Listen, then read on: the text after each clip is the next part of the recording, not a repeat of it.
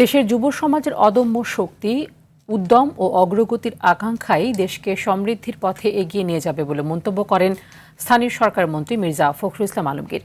বলেন, অর্থনৈতিক সংকট থাকলেও তরুণদের ত্যাগের বিনিময়ে জুলাই গণ অভ্যুত্থান দেশকে নতুন করে সাজানোর সুযোগ এনে দিয়েছে। সমাজ কল্যাণ মন্ত্রী ডাক্তার এজেডএম জাহিদ হোসেন অভিযোগ করেন, একটি গোষ্ঠী অহেতুক উত্তেজনা সৃষ্টি করে ফ্যাসিবাদ পুনর্বাসনের পথ তৈরি করতে চায়। তাদের রাজপথেই জবাব দেওয়া হবে বলেও হুঁশিয়ারি দেন তিনি। আলাদা অনুষ্ঠানে এসব কথা বলেন তারা। ওয়ালিদ সিদ্দিকীকে সঙ্গে নিয়ে রুদ্র রফিকের রিপোর্ট। রাজধানীর তেজগাঁওয়ে Ahsanullah university of science and টেকনোলজিতে বিতর্ক প্রতিযোগিতার সমাপনী অনুষ্ঠানে যোগ দেন স্থানীয় সরকার মন্ত্রী ও বিএনপি মহাসচিব মির্জা ফখরুল ইসলাম আলমগীর। এ সময় তিনি বলেন, গণ অভ্যুত্থান ও তরুণদের রক্তের বিনিময়ে বাংলাদেশকে নতুন করে সাজানোর একটা বড় সুযোগ তৈরি হয়েছে।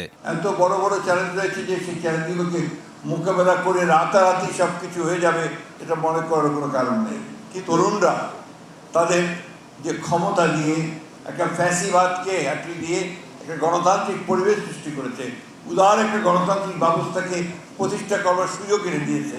এই জিনিসটা কিন্তু আমাদের জন্য একটা বিরাট পাওয়া বলে আমি মনে করি। কাকরাইলের ডিপ্লোমা ইঞ্জিনিয়ার্স ইনস্টিটিউশনে স্বেচ্ছাসেবক দলের সাবেক সভাপতি শফিউল বারী বাবুর মৃত্যুবার্ষিকীর আলোচনায় যোগ দেন সমাজ কল্যাণ মন্ত্রী ও বিএনপির স্থায়ী কমিটির সদস্য ডাক্তার এজেডএম জাহিদ হোসেন। এ সময় তিনি বলেন, বিএনপি ও এর শীর্ষ নেতাদের নিয়ে কটু কথা বললে জনগণ বসে থাকবে না। রাজনীতির মাঠে আপনি গালিগালাজ করবেন আর সবাই চুপচাপ সাধারণ মানুষ বসে থাকবে, এটা তো চিন্তা করার কোনো কারণ নেই। অহেতুক মানুষকে উত্তেজিত করে দেশকে বিপদগ্রস্ত করা এবং স্বৈরাচারের রাস্তাকে খুলে দেওয়ার যে ষড়যন্ত্রে আপনারা নেমেছেন, এটি বিএনপি বা বিএনপির নেতা কর্মীরা জীবিত থাকা অবস্থায় বাংলাদেশে বাস্তবায়ন হওয়ার কোনো সুযোগ নাই।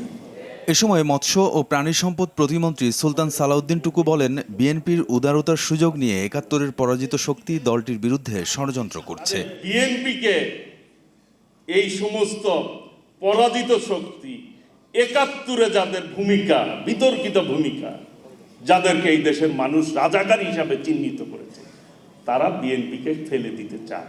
অন্যদিকে নয়াপল্টনে দলের কেন্দ্রীয় কার্যালয়ে সংবাদ সম্মেলনে সিনিয়র যুগ্ম মহাসচিব রুহুল কবির রিজভী বলেন, উস্কানিমূলক ও অশ্রাব্য ভাষায় কথা বললে গণতন্ত্রের পরিবেশ নষ্ট হয়। এ সময় জুলাই গণ অভ্যুত্থান নিয়ে দলের কর্মসূচি ঘোষণা করেন তিনি। আগামী ৪ আগস্ট কৃষিবিদ ইনস্টিটিউশনে একটি বিশেষ আলোচনা সভার আয়োজন করা হয়েছে। রুদ্র রফিক, RTV, ঢাকা।